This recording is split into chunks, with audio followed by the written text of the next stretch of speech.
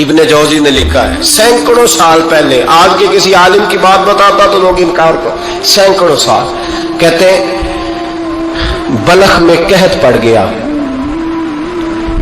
لوگ ہجرت کر کے سمرقند آ گئے، ایک سیدوں کا خاندان بھی آیا، ایک ایسی خاتون بھی آئی جس کے ساتھ 3 بیٹیاں تھی، بیٹا بھی کوئی نہیں، خامند فوت ہو گیا، مسجد کے ساتھ مہمان خانے بنے ہوتے تھے، وہاں اس نے بچوں کو ٹھہرایا اور نکلی سمرقند میں کہ کوئی آدمی مل جائے، تو وہ سیٹھ صاحب چودھری صاحب کہنے لگے مجھے کیسے پتا چلے گا تو سید ہے، مجھے بتاؤ، کسی کو چوک میں کھڑا کر کے کہا جائے بتاؤ تو کون ہوتا ہے، اس شخص کا کیا اشر ہوتا ہے، کیا حال ہوتا ہے، کہا کیسے پتا چلے گا، تو سید زادی نے اپنا پلو کھولا اور اپنے آنسو دونوں آنکھوں سے صاف کیے تو کہنے لگی اللہ تیرا بھلا کرے، میں ثابت نہیں کر سکتی کہ میں حضور کا خاندان، میرے پاس کوئی دلیل نہیں، میں نہیں بتا سکتی، چل ٹھیک ہے، چلی گئی۔ کسی نے بتایا کہ یہاں ایک یہودی بھی رہتا ہے، وہ بڑا سخی ہے، یا آتش پرست ہے یا پارسی ہے کافر غیر، سخی بڑا ہے، اس کے پاس گئی، بیٹھی رہی، لوگ بیٹھے تھے، جب چلے گئے تو قریب گئی، کہنے لگی مجبور ہوں، پریشان ہوں، غریب نہیں ہوں، کہنے لگا بی بی تجھے کبھی دیکھا نہیں، سمرقند کی اتنی آبادی نہیں، میں سارے شہر، تو کون ہے، تو کہنے لگی تعارف نہ ہی پوچھے تو اچھا ہے، اس نے کہا چلو اگر پتہ چل جائے تو، کہنے لگی میں مسلمانوں کے نبی کی اولاد ہوں، مسلمانوں، اس نے کہا پیغمبر خدا کی اولاد، اٹھ کے کھڑا ہو گیا، بی بی کو ساتھ لیا، گھر گیا، کہنے لگا جو صاف ستھرا کمرہ ہے نا اسے پھر دھو ڈالو، ایک دفعہ پھر دھو ڈالو، کمرہ دھلایا، صاف کرایا، پھر کہنے لگا بی بی میرے برتن زیادہ صاف ستھرے نہیں، میں نئے نہ خرید کے لا دوں، پھر نئے برتن لایا، پھر اپنے بچوں سے کہنے لگا اونچا نہ بھولنا کہ سیدہ فاطمہ کی شہزادیاں آئی ہیں، یہاں کوئی شخص اونچی بات نہ کرے، پھر کہنے لگا بی بی جو میرا بالکل طیب اور حلال رزق ہے نا یہ اس میں سے لنگر ہے، لیکن چونکہ میں غیر مسلم ہوں مجھے سلیقے نہیں آتے، جیسا تیسا بھی ہو نا اسے قبول کر لینا۔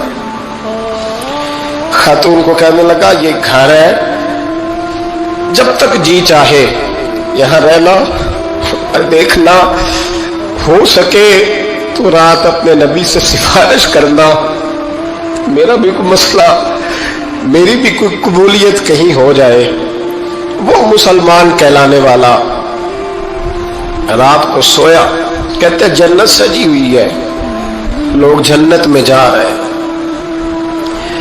لائنیں لگی ہوئی ہیں، نبی پاک لوگوں کو جنت میں بھیج رہے ہیں، میں بھی دوڑ کے لائن میں لگ گیا، فرشتے نے میرا بازو پکڑا، کہا پیچھے ہٹ، تو میں دوڑ کے حضور کی بارگاہ میں گیا، میں حضور سارے جنت میں جا رہے ہیں، یہ مجھے نہیں جانے دیتا، نبی پاک نے فرمایا تو کون ہے، کہ یا رسول اللہ میں مسلمان ہوں، کہتے حضور مجھ سے فرمانے لگے کوئی دلیل ہے تیرے پاس،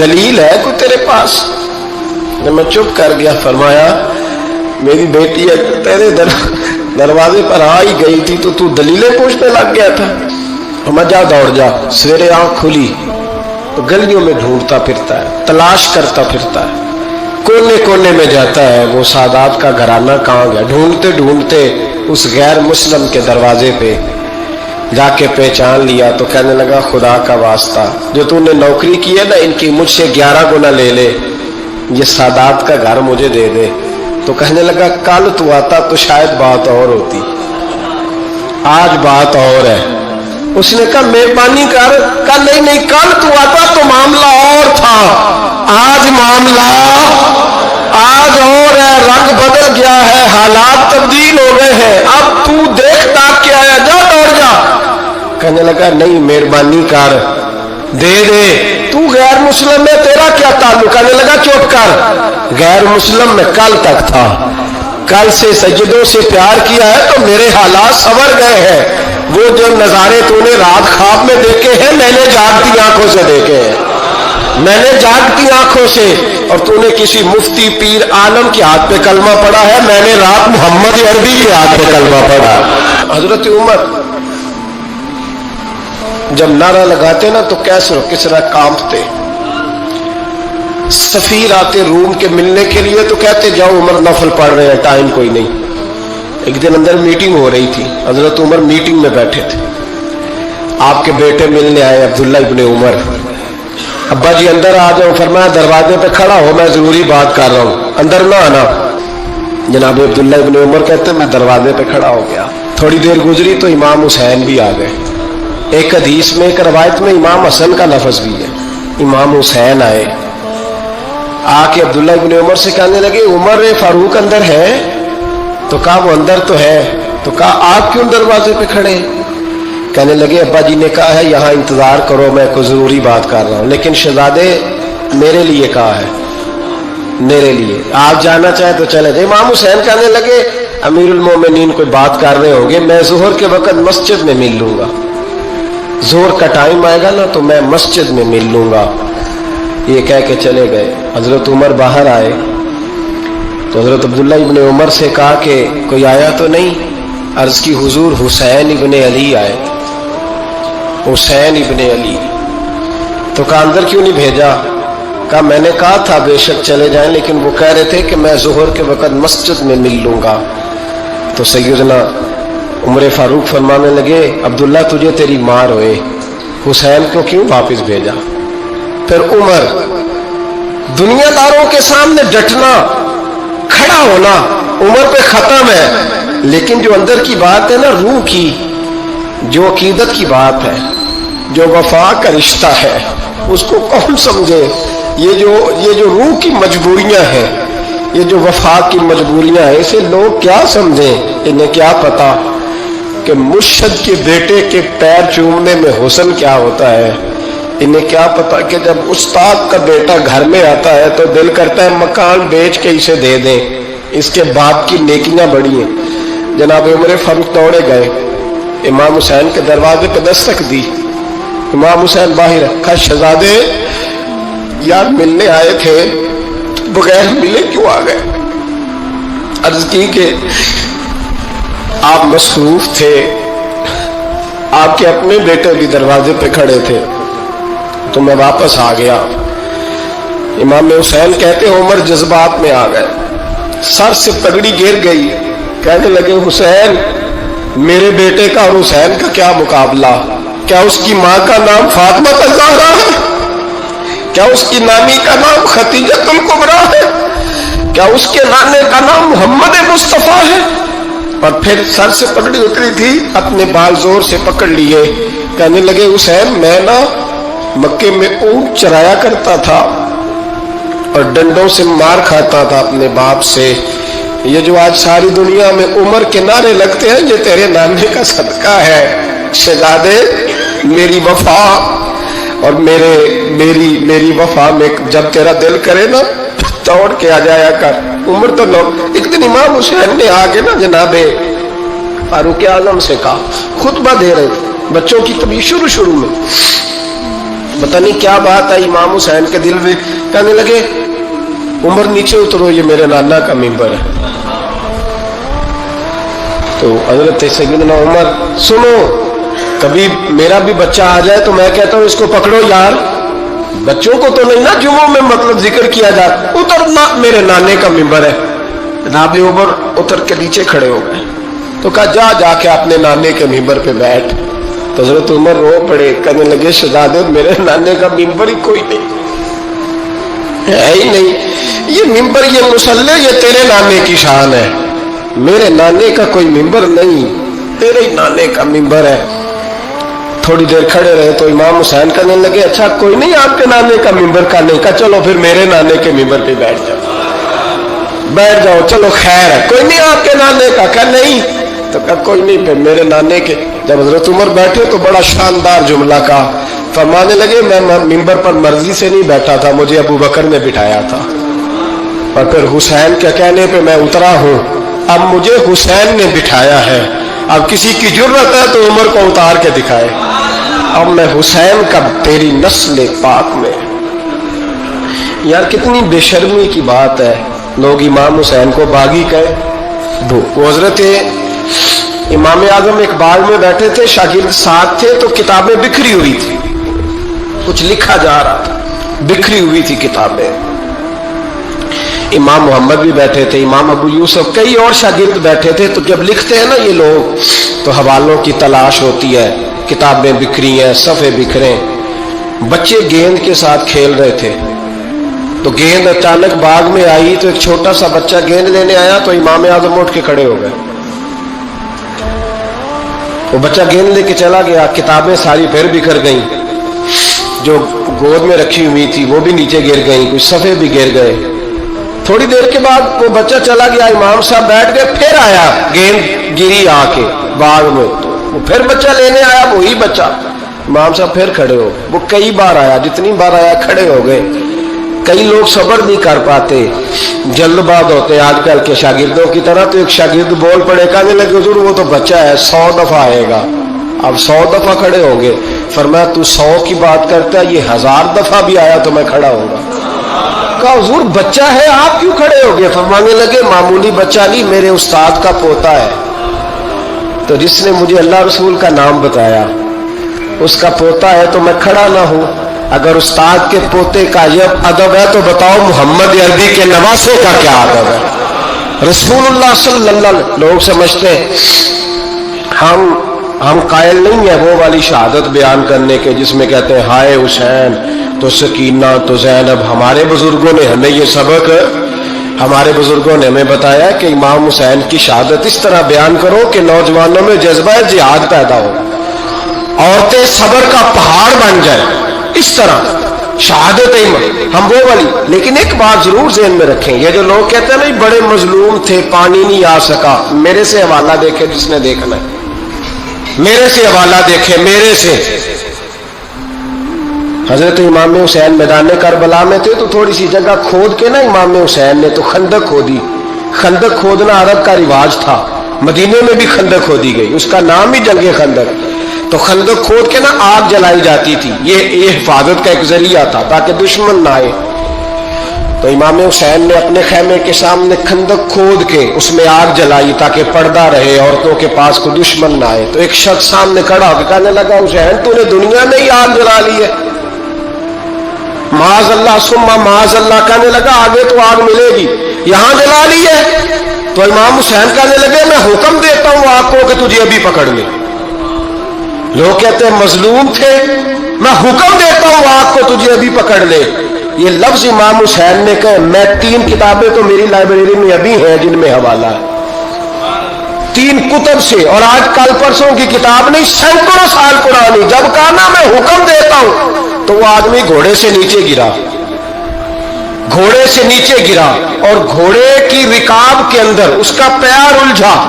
घोड़ा डर के इतना दौड़ा कि जाके उस आदमी को आग में फेंक दिया। इमाम हुसैन के सामने जल के मर गया।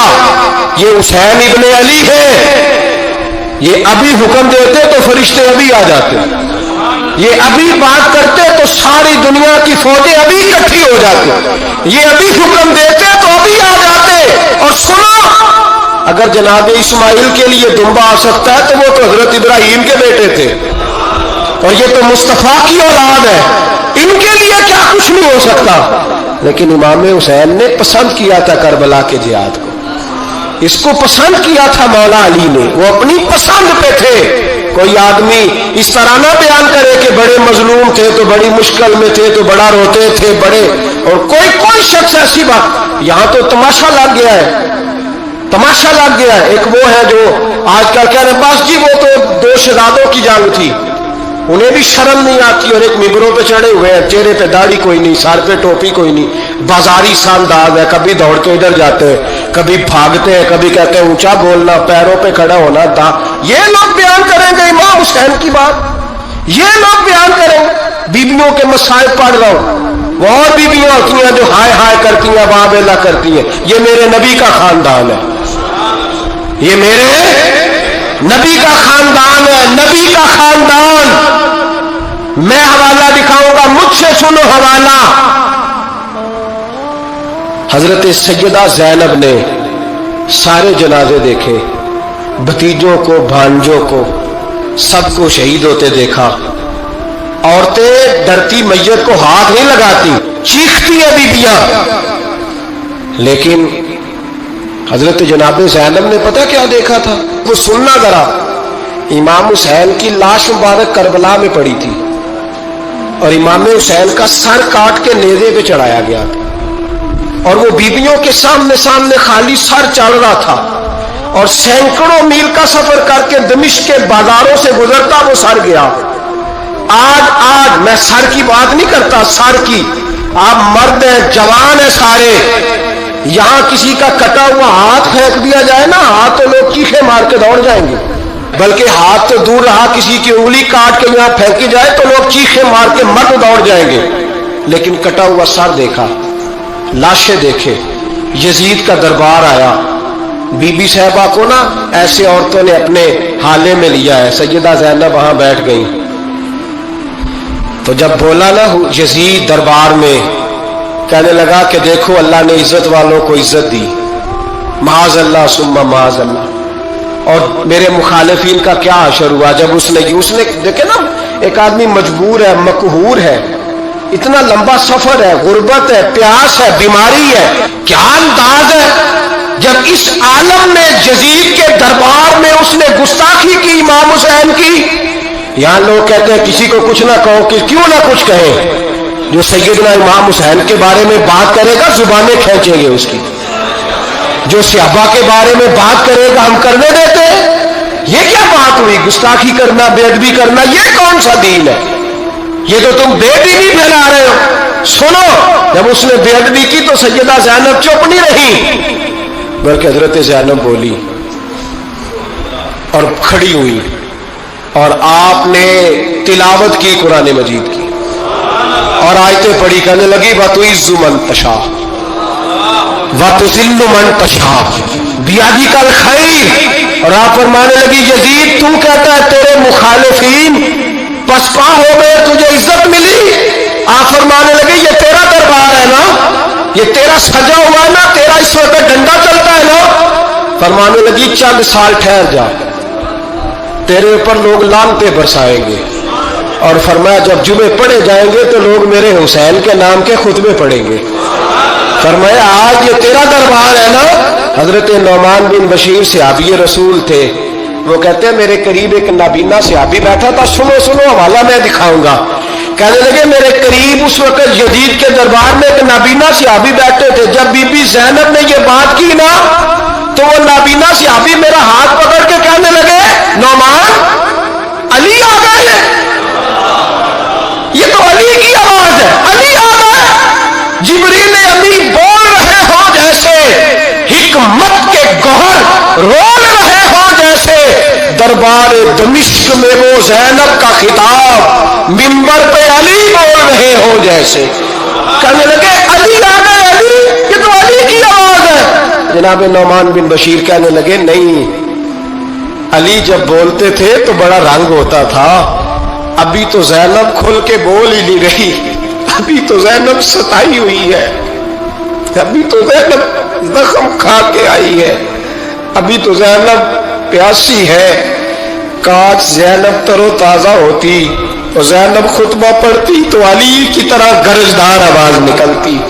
यजीद के महल कांपते, जिब्रील अमी बोल रहे हो जैसे, हिकमत के गोहर रोल रहे हो जैसे। दरबार दमिश्क में बीबी ज़ैनब का खिताब मिंबर पे अली बोल रहे हो जैसे। वो मिस्कीनों की तरह मिन्नतें नहीं कर रहे थे, हाय पानी उनका मिजाज ही नहीं था, बल्कि वो दलेर लोग थे, दलेर, और बर मौका बर महल बोलते थे। यजीद आया दरबार में, जब ये सारा काफिला वहां पहुंचा तो यजीद दरबार में आया।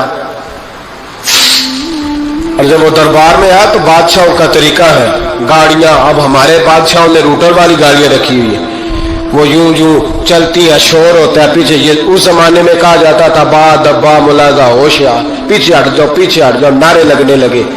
तो यजीद का एक नाखलफ बेटा इमाम ज़ैनुल आबिदीन से कहने लगा तेरा बाप कहाँ है? देख ये मेरे बाप दादा के नारे, देख मेरे बाप के नारे, तेरे किधर है? ابھی یہ بات شروع اس نے کی تھی کہ دمشق کی جامع مسجد میں زور کی اذان ہو گئی، اور جب مؤذن نے کہا نا اشہد ان محمد رسول اللہ، تو امام زین العابدین اس کا ہاتھ پکڑ کے کہنے لگے یہ میرے نانا کے نعرے لگ رہے ہیں، اگر تیرا ہے تو بتا، یہ میرے نانا کے نعرے ہیں۔ اور فرمایا تیرے باپ کے 2-2.5 سال لگیں گے، میرے نانے کے قیامت کے بعد بھی لگیں گے، میرے نانے کے نعرے قیامت کے یہ لگتے رہیں گے، لگ رہے ہیں اور لگتے تھے اور لگتے رہے گے۔